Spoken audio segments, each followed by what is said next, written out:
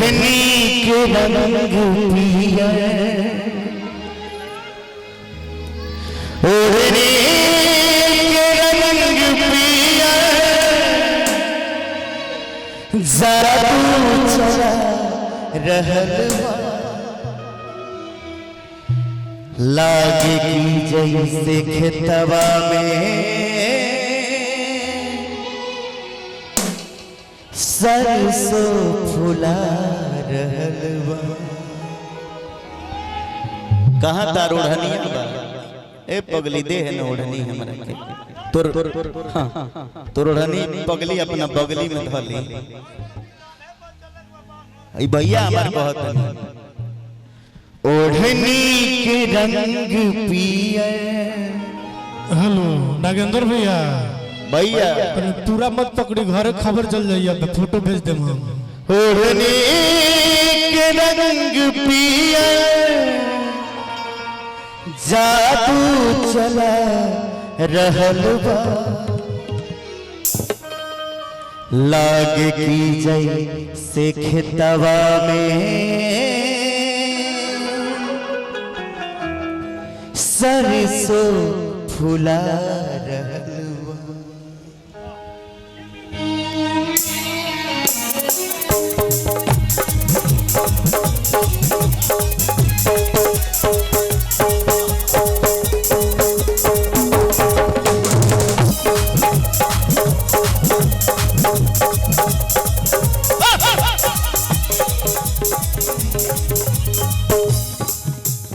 ओढ़नी के रंग पिया ओढ़नी के रंग पिया ओढ़नी के रंग पिया जादू चला रहलवा लागे की जैसे खेतवा में लागे की जैसे खेतवा में सरसों फुला रहलवा लागे की जैसे खेतवा में सरसों फुला रहलवा। ओढ़नी के रंग पिया ओढ़नी के रंग पिया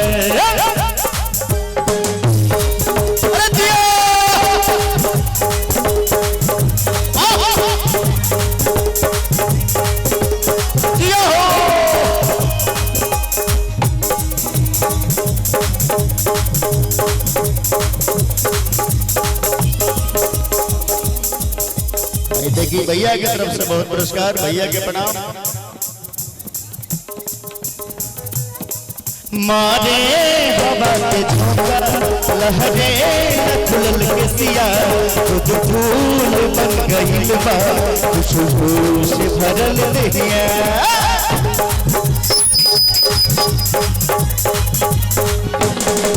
मारे हवा के झोंका लहरे फूल के सिया खुद फूल बन गइल बा खुशबू से भरल देहिया। इस शरीर के बनावट बिजली गिरा रहल बा लागे की जैसे खेतवा में लागे की जैसे खेतवा में सरसों फुला रहलवा लागे की जैसे खेतवा में सरसों फुला रहलवा। ओढ़नी के रंग पिया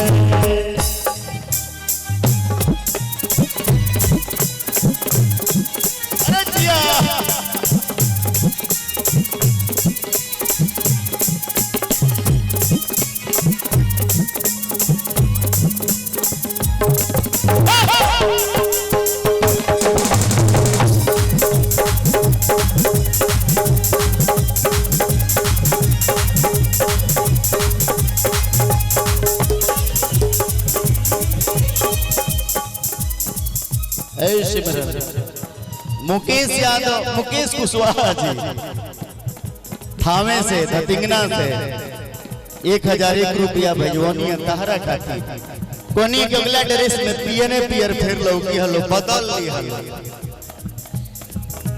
पायल पहनले बड़ूगा। हाँ तो कहाँ पायल पहनू तो लोग घायल हो जाए।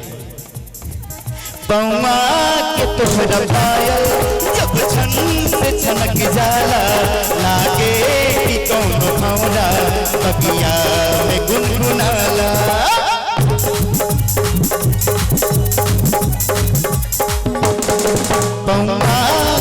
तोहरा पायल जब छन से छनक जाला लागे कि कौन मोरा भगिया में नाला। ने भैया के देख के मुस्काता तू ही बस गइल बाड़ू भैया के करेजा में जाके धस गइल बाड़ू। हाँ सेल्फी ले लो। हाँ ले गो सेल्फी। हाँ भैया के संग ले लो। हाँ ला जल्दी ला। हाँ ला है बालवा है ने हटा के सेल्फी लो। हाँ भैया के देही पर बाल मत गिरावो। हाँ है ने कल मुस्कान दो। मुस्कान तोहरा दिल के मुस्कान तोहरा दिल के धड़कन बढ़ा रहल बा हवा में लागे की जैसे हवा में